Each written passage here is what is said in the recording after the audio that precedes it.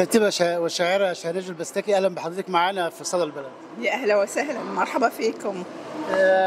كلمينا النهارده عن كنوز الإبداع، وحضرتك النهارده يعني رئيسة المؤسسة، والإبداعات اللي موجودة النهارده من الشعراء والأطفال. بصراحة أنا منبهرة بالإبداعات الموجودة، هذا بحد ذاتها فخر أن نشوف هالإبداعات، وأشوف الحمد لله أن من كل الجهات مش مقصرين من الرعاية والاهتمام، بس نشوف ندرس كمان إيش محتاجة لرعاية أكثر واهتمام أكثر عشان بيتم استغلالها بأحسن ما يمكن.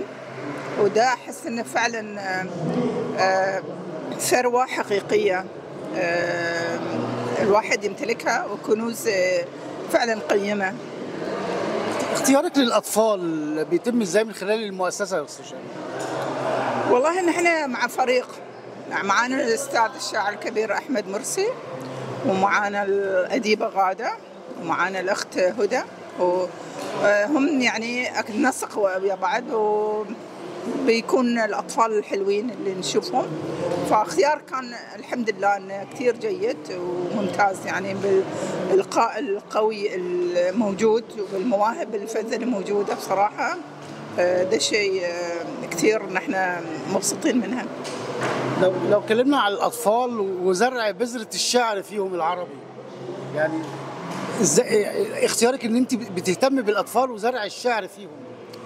أنا كثير يسعدني وعندي شغف كثير إن أشوف الأطفال، وأفرح كثير إن هم فعلا مهتمين بالأدب والشعر، عشان كثير من الناس يفتكروا لا ما دام أطفال أو شباب أكيد بيلهمهم الإغراءات الإلكترونية والأشياء الأخرى والموجودة في السوق والحاجات المادية. لا، في مجموعة كبيرة مفروض كمان نهتم في هذا ونوسعها، بيهتموا بطريقة فظيعة للأدب والشعر، بس لازم يعني نبحث ونعمل دراسة وكيف ندعمهم أكثر ونوسع دائرتهم أكثر، عشان فعلا مطلوبة هالأمور.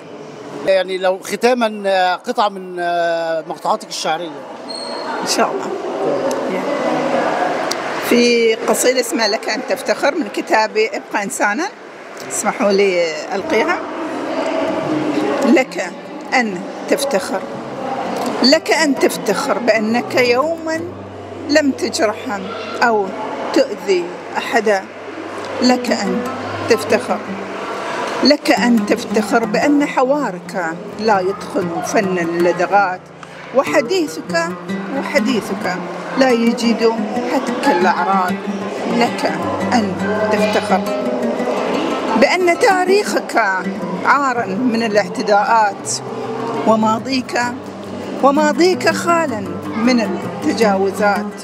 لك أن تفتخر، لك أن تفتخر بأن رفيقك حفظته سندا، ومحيطك صدقته ودا، وتاريخك صمته عرضا. لك أن تفتخر.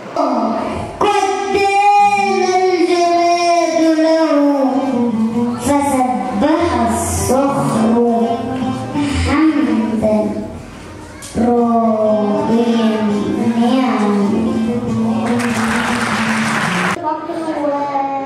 وسعيدة وكل حاجة حسيت بيها. كنت عايزة كنت بقول بابا أنا نفسي أطلع معاه، وربنا حقق لي